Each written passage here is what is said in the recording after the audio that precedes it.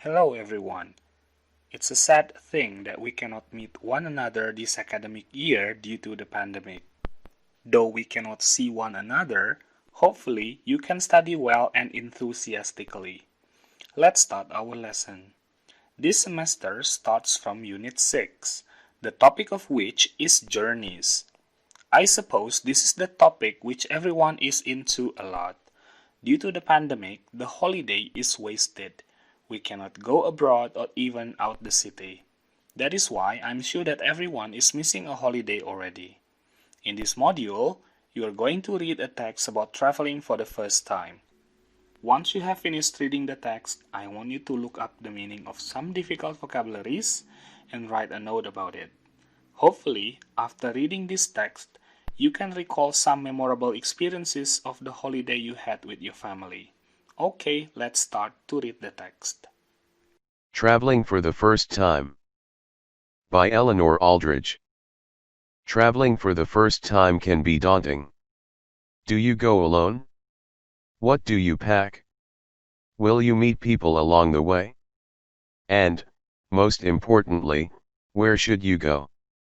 Here's the advice we at Rough Guides wish we'd been given back when we embarked on our first big trip. Ian Blenkinsop, editor. Take earplugs anywhere you go. Tents, cabins, hostel dorms, people's sofas, plane/bus seats, even nice hotels. There are noises in all of them to ruin a good night's sleep. Snoring dorm companions, flappy tents, honking trucks, and wildlife, it's a jungle out there. Monica Woods, managing editor.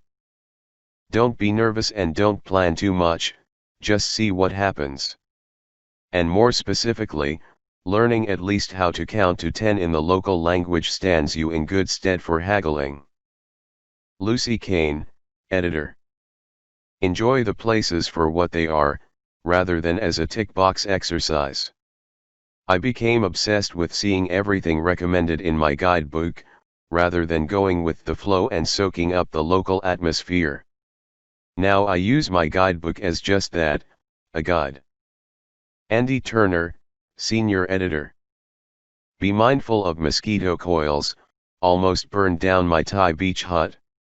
Spend the least amount of time online, checking premiership scores in a sweaty internet cafe is not travel. Remember that time is relative.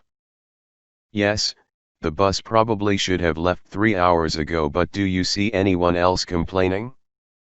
Ed Avies, senior editor. Not to go to the north of India in May/June as it was ferociously hot. I basically spent 5 weeks in a sauna. To chill out more, worry less about being ripped off and engage more with local culture. Looking back through the pictures, what passes for backpacking fashion is far from respectable, even when across the other side of the world. Olivia Ross, editorial assistant. Pack only what you can comfortably carry, you really can buy everything you need when you are out there. That said, it's always handy to keep a spare set of clothes in your day bag, it makes losing your luggage a bit more bearable.